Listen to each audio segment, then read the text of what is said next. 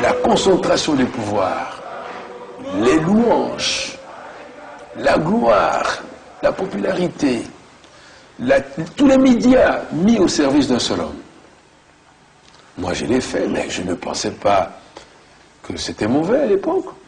Mais là, le Congo était le plus grand village. Partout il passait, il voulait qu'on chante, qu'on danse en son honneur. C'est ce que j'ai fait faire, puisque j'étais responsable de la mobilisation, propagande et animation politique du parti-État de l'époque. Il aimait ça, il adorait ça. J'ai pris la photo de Mobutu, je l'ai mise dans les nuages. Et avant le journal télévisé, on voyait Mobutu surgir des images, comme un dieu, effectivement. Parce que les enfants, les petits, croyaient qu'il était effectivement un dieu, puisqu'il sortait des images. À chaque journal télévisé. Quand je l'ai fait, il était tellement content. Il m'appelait, il dit, mais mon cher, c'est ce que tu dois faire. C'est bien comme ça, continue comme ça. Mais moi je lui disais, je le fais pour le développement du pays. Oui, continue.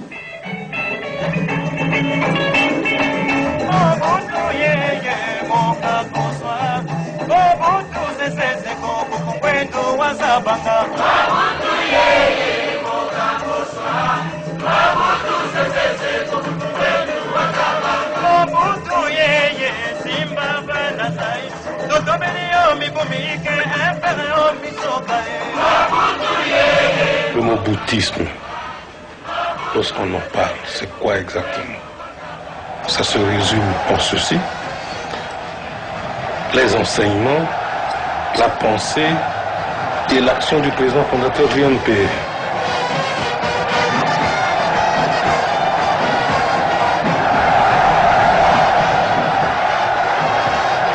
Mobutu, à un moment donné, il se prenait vraiment pour... Il ne croyait plus qu'il était un homme, il était devenu Dieu.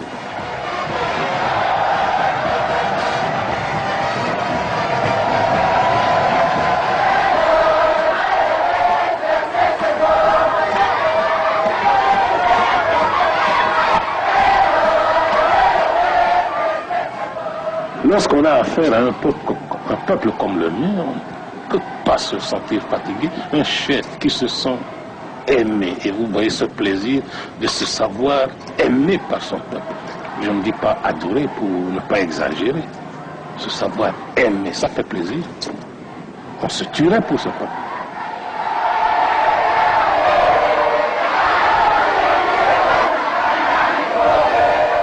À partir de ce moment-là, toutes les forces qui avaient tendance à s'agiter ou à essayer de réclamer contre le pouvoir étaient matées.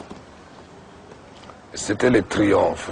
En 1970, c'était le grand triomphe de Mobutu. Il était le maître après Dieu, l'unique propriétaire du pays, l'unique propriétaire des richesses du pays, l'unique propriétaire des vies de tous les gens qui étaient dans le pays. C'était la dictature à l'état pur.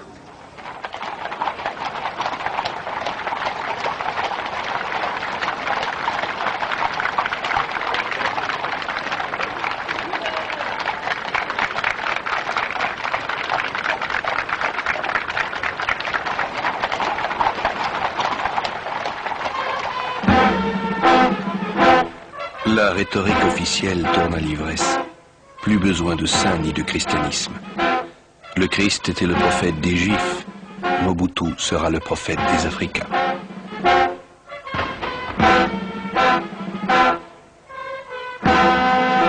Mais la population se lasse de danser à longueur de journée.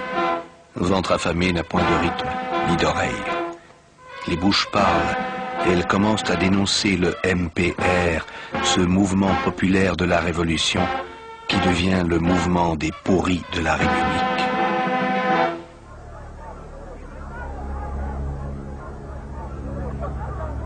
À l'université, Mobutu est publiquement bravé. L'épreuve de force est engagée. les militaires tirent à bout portant et emportent les corps. Personne ne saura jamais combien de morts il y eut, où et comment les étudiants furent enterrés.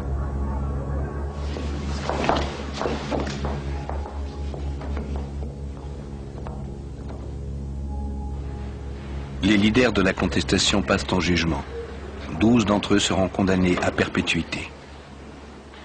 Pourquoi est-ce qu'on doit faire cette interview dans cette clandestinité? C'est parce que on est plus libre d'expression. Ce qui fait que si on doit le faire dans un lieu où passerait tout le monde, vous serez victime d'expulsion, tandis que moi, je moisirais certainement en prison ou même être décapité. C'est tellement grave. Tellement grave que personne ne l'ose. Personne ne peut pas, personne n'ose ça, voyez-vous.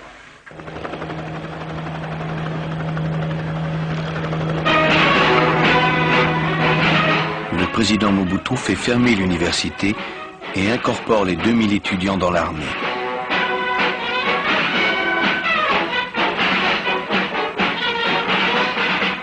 Loin des auditoires brillants et des syllabus, ces nouvelles recrues apprennent à obéir et à se taire, à défiler et à ramper.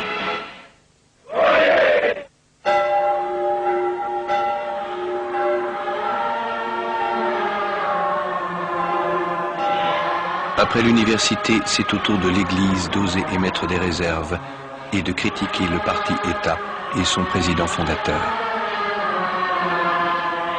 Et vous n'entendez pas que les responsables de l'Église se mêlent de la politique?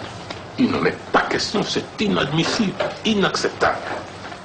Si ça se fait en Belgique, si les curés se mêlent de la politique chez vous, tant mieux, mais ici, chez moi, pas question. On ne peut pas mélanger les deux choses. Même le Christ lui-même était formel. Hein? À Dieu ce qui est à Dieu, à César ce qui est à César.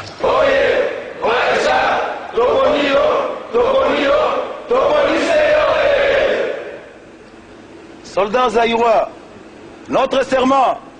Jésus, fidèle au président fondateur, fidèle au président fondateur, fidèle au Père, fidèle au Père, fidèle au Père. Il était question de préparer un coup d'État militaire à la date du 30 septembre. La seule possibilité, c'était mon élimination physique. 5 ou 6 jours avant le coup, un adjudant est venu me mettre au courant. Et on a remonté la filière. Ils sont au nombre de 29. Donc civils et militaires. Aux arrêts.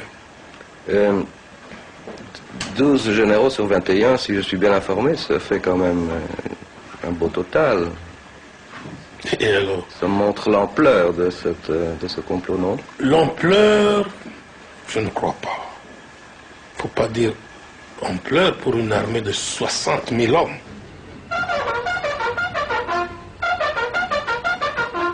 Alignement.